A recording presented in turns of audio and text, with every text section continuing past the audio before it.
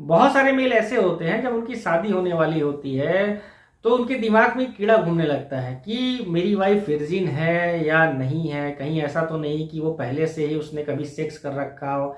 इसके लिए वो अपने दोस्तों से सलाह लेते हैं, बहुत सारे यूट्यूब चैनल्स देखते हैं कि कैसे पता करें कि मेरी होने वाली वाइफ वर्जिन है या नहीं है।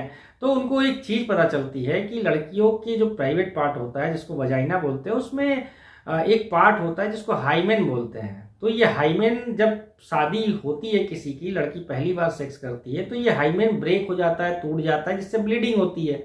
ब्लीडिंग हो गई तो पता चल गया कि लड़की वर्जिन है। नहीं अगर ब्लीडिंग हो रही तो लड़की ने पहले से किया कराया है। यही दिमाग जो है 90% से ज़्यादा लोगों के दिमाग में चलता रहता है। लेकिन एक चीज़ मैं आपको बता देना चाहता हूँ, आप ब्लीडिंग हो रही है या नहीं हो रही है, इससे आप कभी भी पता नहीं लगा सकते कि लड़की वर्जिन है या नहीं है। हाइमेन फीमेल के प्राइवेट पार्ट का एक हिस्सा होता है। कई बार बहुत सारी फीमेल्स ऐसी होती हैं कि उनका बचपन से ही हाइमेन नहीं होता है।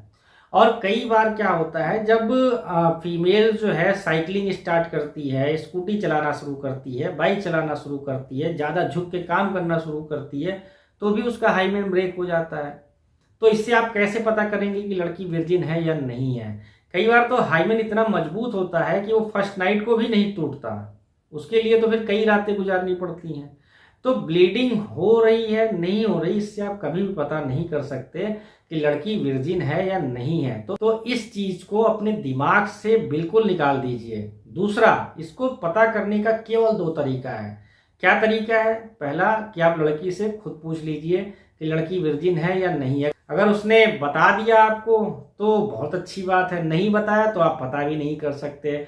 दूसरा, अगर लड़की पहले से कभी प्रेग्नेंट हुई हो तो भी आपको पता चल जाएगा कि लड़की वर्जिन है या नहीं है। तीसरा, भाई कोई मेथड नहीं है। तो आप अपने होने वाली पत्नी के साथ खुश रहिए, इस तरह का कीड़ा अपने दिमाग से निकाल दीजिए और अपने लाइफ को एंजॉय करिए। फ्रेंड, इसी तरीके की और अधिक इंटरेस्टिंग जानकारी पाने के लिए फॉलो करते रहिए मेडिसिन एंड बायोलॉजी।